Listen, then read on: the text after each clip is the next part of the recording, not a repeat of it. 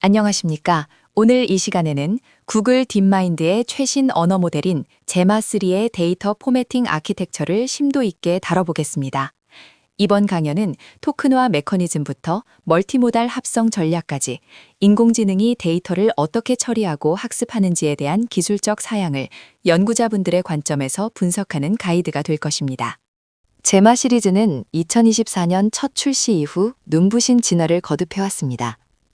초기 모델이 단순히 파라미터 크기를 키우는 데 집중했다면 이번 제마3는 아키텍처의 근본적인 효율화와 네이티브 멀티모달 통합에 방점을 두고 있습니다. 128K라는 광대한 컨텍스트 윈도우를 통해 텍스트와 이미지를 동시에 처리하는 새로운 표준을 제시하고 있습니다. 언어 모델의 사전이라 할 수 있는 어휘 사전의 크기가 256K로 확장되었습니다. 이는 경쟁 모델인 라마3의 2배에 달하는 수치로 더 적은 수의 토큰으로 더 많은 정보를 정교하게 표현할 수 있음을 의미합니다. 특히 바이트 폴백 메커니즘을 탑재하여 미등록 어휘나 노이즈가 발생하더라도 정보 손실 없이 데이터를 보존하는 기술적 이점을 확보했습니다. 우리 한국어 연구자들에게 가장 반가운 소식은 데이터 처리 효율성이 비약적으로 개선되었다는 점입니다. 기존 모델들이 한국어 단어를 잘게 쪼개어 처리했다면 제마3는 단일 토큰으로 처리하는 비율을 높여 타 모델 대비 200에서 300%의 효율 향상을 보입니다. 덕분에 한정된 문맥 안에서 훨씬 더 긴 한국어 문장을 수용할 수 있게 되었습니다. 데이터 정제 정약에서도 패러다임의 변화가 있습니다.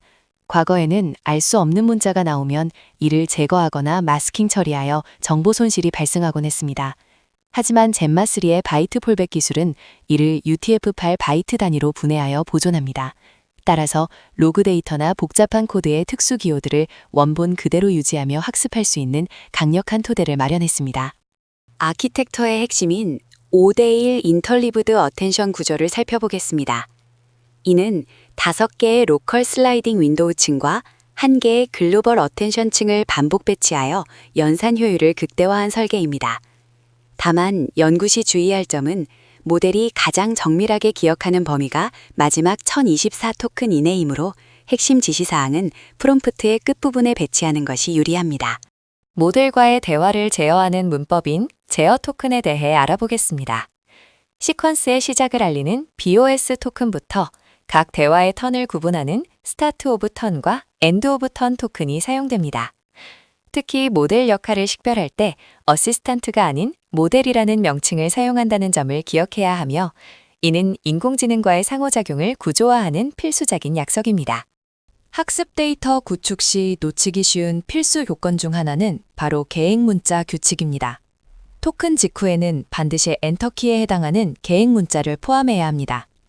이 작은 규칙을 지키지 않을 경우 파인튜닝 시 학습 데이터에 손실이 발생하거나 추론 품질이 급격히 저하될 수 있으므로 데이터 엔지니어링 과정에서 각별한 검증이 필요합니다. 젠마 아키텍처의 특징 중 하나는 시스템 역할을 기본적으로 지원하지 않는다는 것입니다. 이를 해결하기 위해 우리는 시스템 지시사항을 첫 번째 사용자 질문의 도입부에 병합하는 인젝션 전략을 사용합니다. 시스템 메시지와 사용자 질문 사이에 2번의 계획 문자를 넣어 논의적인 구분을 유도함으로써 모델이 연구자의 의도대로 작동하도록 제어할 수 있습니다. 멀티모달 시대에 걸맞게 이미지를 어떻게 데이터화하는지도 중요합니다. 제마3는 시글립 인코더를 통해 이미지를 256개의 토큰으로 변환합니다. 이미지 URL이나 경로가 입력되면 모델 내부에서 임베딩 텐서로 자동 변환되는 구조입니다. 다수의 이미지를 사용할 때는 전체 토큰 예산에서 이미지가 차지하는 비중을 사전에 계산하여 최적의 비율을 찾아야 합니다. 고해상도 이미지를 처리하기 위해 젠마3는 펜앤스캔이라는 동적 크롭 전략을 사용합니다. 표준 해상도를 초과하는 이미지는 여러 개의 패치로 나뉘어 처리되며 이로 인해 전체 시퀀스 길이가 가변적으로 늘어날 수 있습니다. 따라서 대량의 데이터를 배치 처리할 때는 텐서 차원의 불일치를 방지하기 위해 동적 패딩 전략을 수립하는 것이 엔지니어링의 핵심입니다. 128K라는 거대한 문맥을 낭비 없이 학습하기 위해 시퀀스 패킹 기술이 동원됩니다. 여러 예제를 하나로 묶어 학습 속도를 높이는 방식인데 이때 슬라이딩 윈도우 특성상 예제 간 정보가 섞이는 오염 위험이 존재합니다. 이를 방지하기 위해 라이브러리의 패킹 옵션을 활용하거나 커스텀 어텐션 마스크를 구현하여 데이터의 독립성을 보장해야 합니다. 효율적인 학습을 위한 손실 마스킹 규칙을 정리하겠습니다. 사용자의 질문 부분은 학습 대상에서 제외하고 모델의 답변 부분에서만 오차를 계산하도록 설정해야 합니다. 이때 문장의 끝을 알리는 종료 토큰은 반드시 학습 대상에 포함시켜야 모델이 적절한 시점에서 답변을 멈추는 법을 배울 수 있습니다. 이는 환각 현상을 방지하는 데 매우 중요한 요소입니다. 인공지능이 외부 도구를 사용하는 함수 호출 과정에서도 데이터 포매팅의 미학이 발휘됩니다.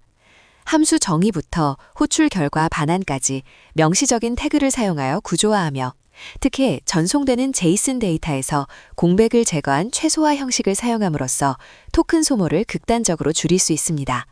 이는 제한된 비용 내에서 더 복잡한 추론을 가능하게 합니다. 기존에 널리 쓰이던 라마3 모델에서 제마3로 전환할 때는 단순한 매핑, 그 이상의 구조적 재설계가 필요합니다. 시스템 역할을 처리하는 방식부터 제어 토큰의 종류, 어휘 사전의 크기까지 많은 부분이 다르기 때문입니다. 이 비교표를 참고하여 데이터 파이프라인을 재구성한다면 더욱 정교하고 강력한 연구용 AI 모델을 구축하실 수 있을 것입니다. 마지막으로 배포 전 최종 체크리스트를 확인해 보겠습니다.